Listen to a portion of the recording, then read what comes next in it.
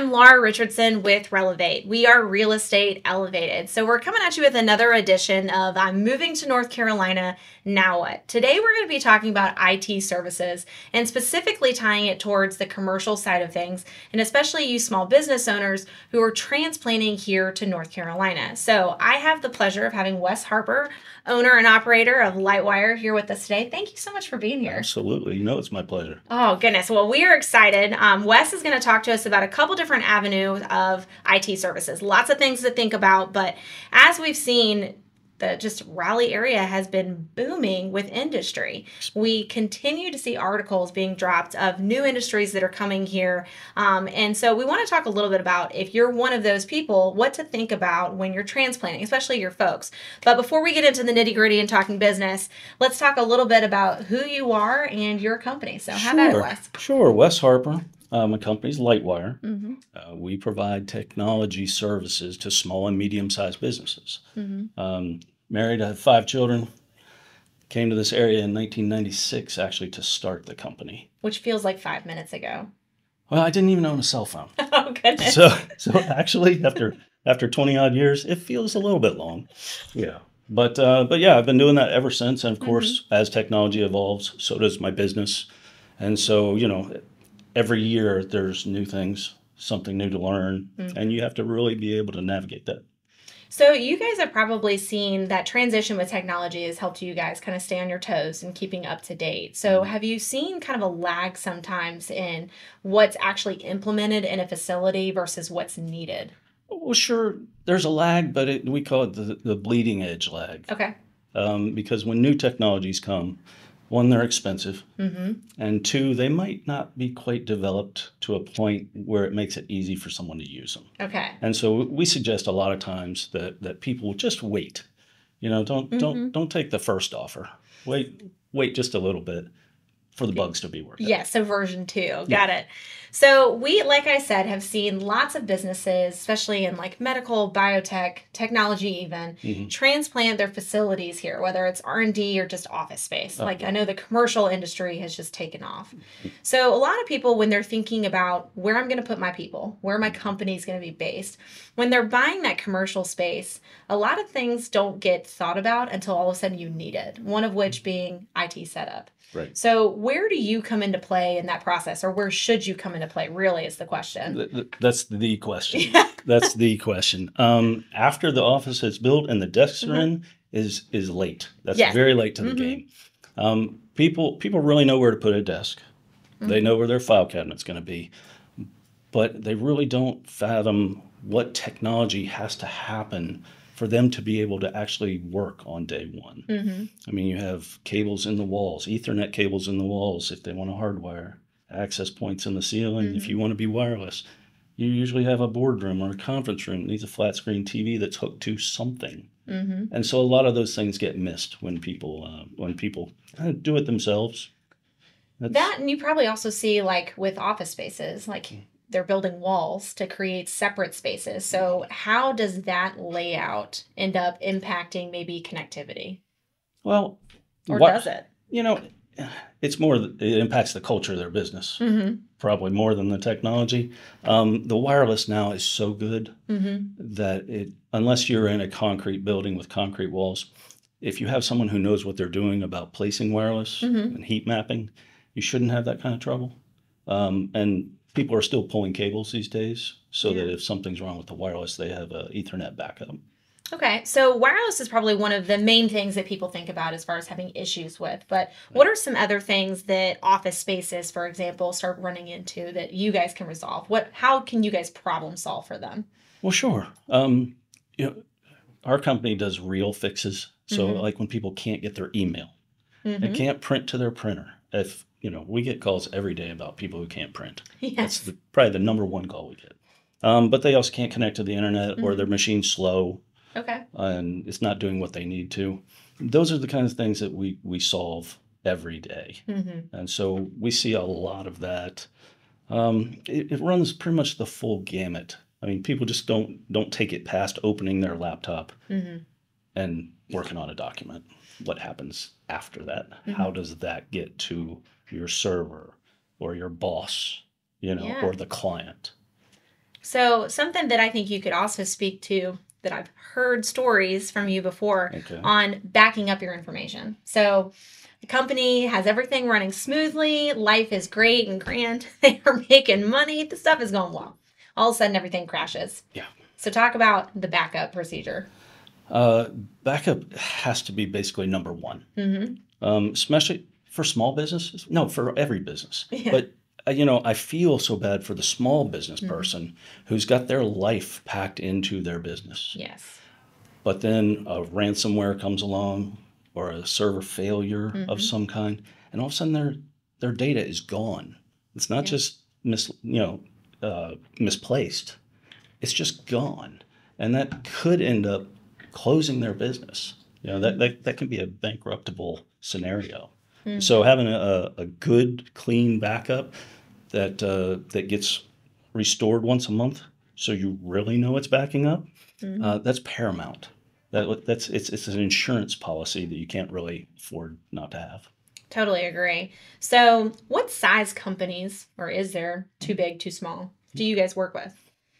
We work with mom and pop companies, two people operations, but then we also work with large corporations that have maybe 175 users, maybe up to 200 users. So really anywhere in there we enjoy working with. We do a lot of remote support. And so what we see are machines. We don't necessarily see this big company. We see all the devices they have.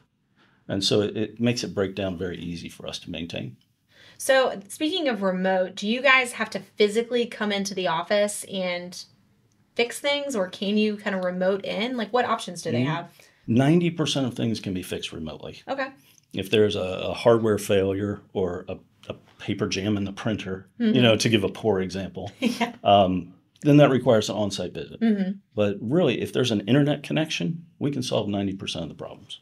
Interesting. So how does that allow you guys to still have kind of the hands-on personal relationships with clients if stuff is remote? Well, that is an extreme challenge because IT is very cold, especially if you're remote. They think maybe it's a robot fixing their stuff.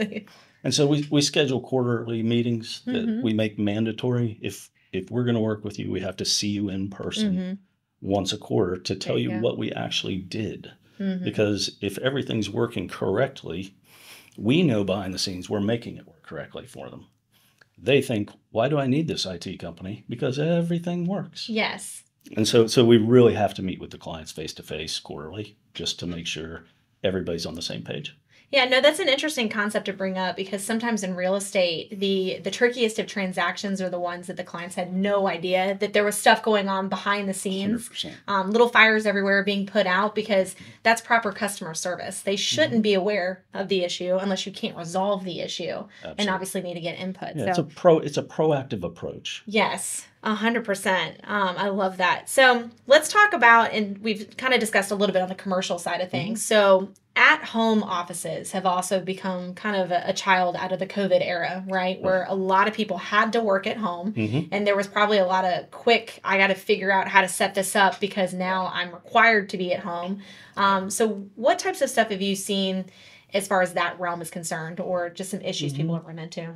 Well, we've been hearing about work from home environments for 15 years, that it's going to happen. It's going to happen. And then when COVID hit, we were forced into it. Yes. And so people really weren't prepared for it. So they go home and they pull up their laptop in the kitchen and it doesn't connect to the Wi-Fi. Yeah. Or it doesn't connect to the printer any longer. Or your Wi-Fi is so bad because you've been using that same cable modem, for the last 10 years, and it just doesn't give you enough juice to actually do business. And so we've had a lot of people that we've had to help with that, as well as security. Because when you're in a corporate setting, you usually have security. When you bring it out and now you're working at home, you probably don't have a firewall. Your antivirus may not be kept up to date because you don't have your corporate IT guy taking care of it.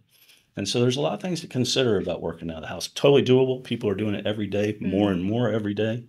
But you just have to be cognizant of a few things. No, I completely agree. So I remember when this kind of time period happened, right? And all of a sudden Zoom was like a huge platform that took off because obviously meetings still had to occur. We couldn't do them in person. And for us, our home office is above the garage. And I don't think we realized just how poor the connectivity was because Zoom takes a lot of juice and a lot of power. And all of a sudden you get like the lag and the glitchy, whatever. That's not great when you're trying to do a business deal. So I think a lot of people have probably had those stories or those experiences. You're in good company. Yeah. You're in good company. So we had the move or the move from the office space to now we're working from home. And then from there, we kind of saw another child come to be, which was the co-working space. Absolutely. And I know that's kind of maybe a bread and butter of yours where it's a really cool kind of blend, a hybrid environment. We love them. Yeah. It's fantastic because one, they're mostly made up of small businesses. And there's a lot of energy, dynamic people doing really great things. But it also presents challenges. Like you have 50 different companies who are using the same printer.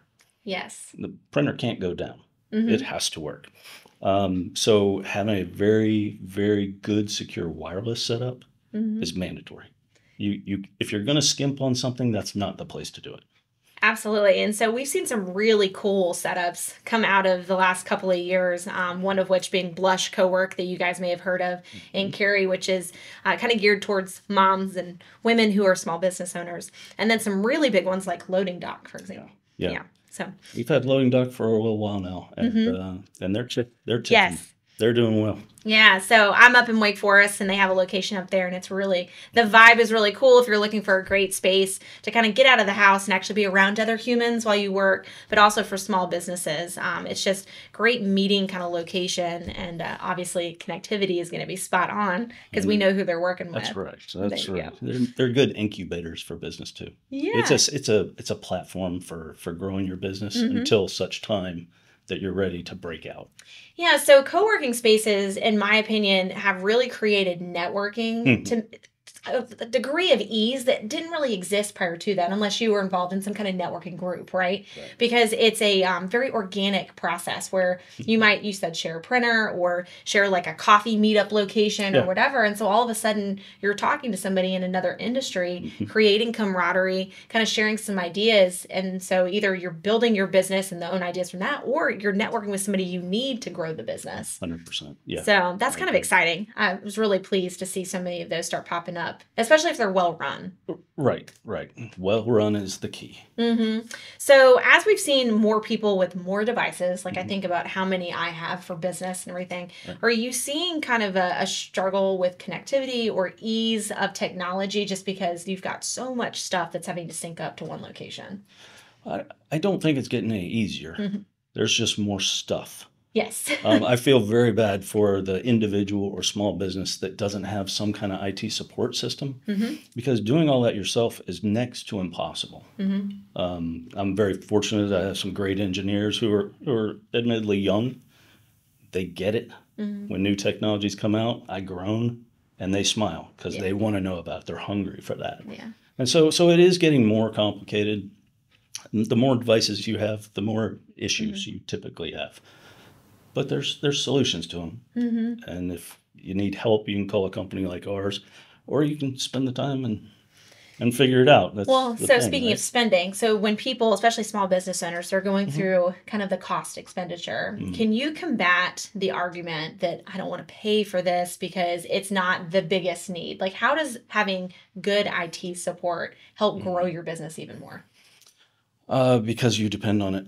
I mean, plain and simple, if you spend 2 hours a day working to get your laptop running correctly, that's 2 hours a day you're not working on your business. Yes. And so, I mean, if you put that into a cost analysis, it's cheaper to have somebody taking care of your stuff. Yes, it is. Than to spend your time on it. We offer flat rate services. So people see, it's going to cost me $100, let's say, a month. Yeah. Well, they know everything's going to be taken care of for $100 a month. And they can just concentrate on going to work every day. I mean, so there is a cost savings by having a professional take care of it. And also just the relief that things are running well behind the scenes. And backed up. Yes, make sure you back it up. Absolutely. So sometimes our backstory and our hobbies can actually lead into why we run our business better. So for example, you used to be a teacher, so obviously that comes up on occasion in real estate when we're talking about folks who are moving here that are trying to figure out how to navigate Wake County and buy a home at the same time. So you have kind of a special, unique thing that you're involved in. So this guy has been on TV once or twice here. Can you speak to your experience in working with television and just putting it all out there, literally, and how that's kind of related to your business? How has it made you a better business owner? Sure. Well, I have been on the show Naked and Afraid for 5 different challenges. I've spent almost 100 days surviving. And what it taught me was, one, mental fortitude. It also taught me about having a plan and having a goal. And it also taught me about making hard decisions. And I think as a small business owner, you're faced with all the decisions, and some of them aren't easy to make. Who to hire, who to let go that's not functioning, what's working, where to spend your money. And I think through going through the challenges, which are life and death challenges, you're making life and death choices. It made the business challenges not so difficult anymore. And so drawing a hard line and then not crossing it became very easy for me after doing that.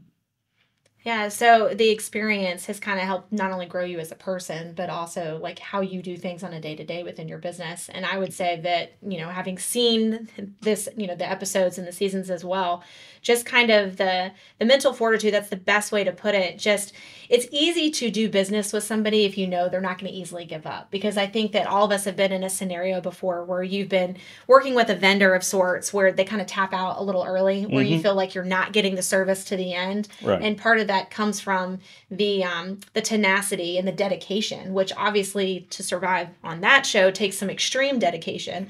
So I know that's kind of a personality trait that I would want if I were working with somebody, whether it's your industry or my own or something else. Yeah, I agree with you. Completing a job, starting something, finishing something, doing everything you can do to survive or grow your business or take care of someone else's business. So what I'm hearing you say is commitment is something that you guys provide. 100%. Okay. Yeah, we work hand in hand with people, and the lifeblood of their business depends on us.